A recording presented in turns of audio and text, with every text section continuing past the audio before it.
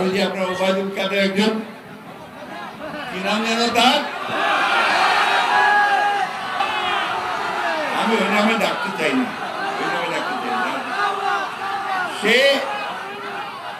সে বললো এখন ওটা শুনি মাঝে মাঝে বললো যে আমরা পাড়াতে জানি না, আর কোথায় পাড়াবো না কোথাও, আর যদি পাড়াতেই হয় ফখরুলের বাসায় আমাকে জায়গা দিবে না, বলছিল না ভাই?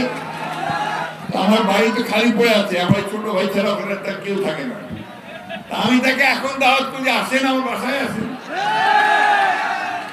সে তো বলে দেশেই নাই, পাড়ায় ভারতে চলে গেছে।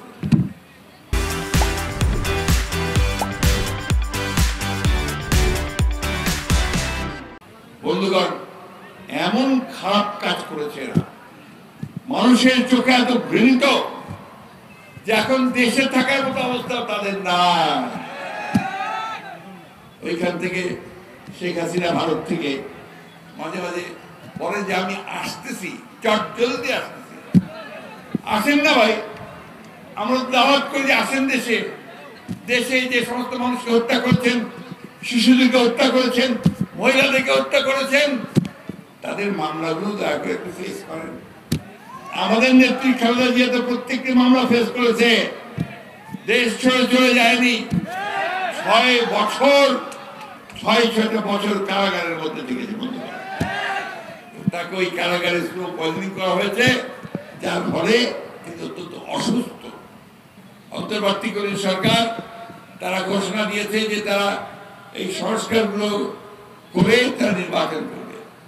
আমরা মনে করি যে নির্বাচন করতেই হবে এবং এই সরকারকে আমাদের সব সময় সহযোগিতা করতে হবে। আমরা এই সরকারকে, প্রফেসর ইউনূসের যে সরকার, তাকে আমরা সমর্থন দিচ্ছি, এই জন্য দিচ্ছি যে আমরা এই পরিবর্তনগুলো চাই। তাই আওয়ামী লীগ যা করেছে সেই কাজ আমরা করবো না, আমরা জমি দখল করবো না, আমরা মানুষের ঘর দখল করবো না, আমরা অন্যায় অত্যাচার করবো না, আমরা কারোর কাছে চাঁদাবাজি করবো না। কি ঠিক আছে? এবারে নাকি বেশি কথা দিচ্ছেন আমাকে, এই কাজগুলোর সঙ্গে কেউ জড়িত হবে না আমাদের লোকজন। ওইখানে আমাদের দেশনেত্রী বেগম খালেদা জিয়া, তিনি অল্প সময়ের জন্য ওই অসুস্থ অবস্থায় একটা বক্তব্য রেখেছিলেন। সেই বক্তব্যে তিনি পরিষ্কার করে বলেছিলেন যে অনেক অত্যাচার হয়েছে, অনেক নির্মমতা হয়েছে, অনেক প্রাণ গেছে, কিন্তু এই মধ্যেও এখন আমরা কোনো প্রতিশোধ নেব না, আমরা কোনো প্রতিশোধ নেব না, আমরা শান্তির সঙ্গে সকলকে সঙ্গে নিয়ে দেশ চালানোর চেষ্টা করব। বন্ধুগণ, এই ভাতৃত্ব দরকার, ভাইয়ে ভাইয়ে ঝগড়া করার দরকার নাই, আমরা নিজেরা সুন্দর করে যেন দেশটাকে তৈরি করতে পারি, কথা বলতে পারি। ঝগড়া করবেন না, বিবাদ করবেন না, ঐক্যবদ্ধ হয়ে থাকেন, তাহলে আমাদের জয় সুনিশ্চিত হবে, তাহলে আপনার পরাজিত হবেন। বারবার ওই লুটেরাদের কাছে আমাদেরকে পরাজিত হতে হবে।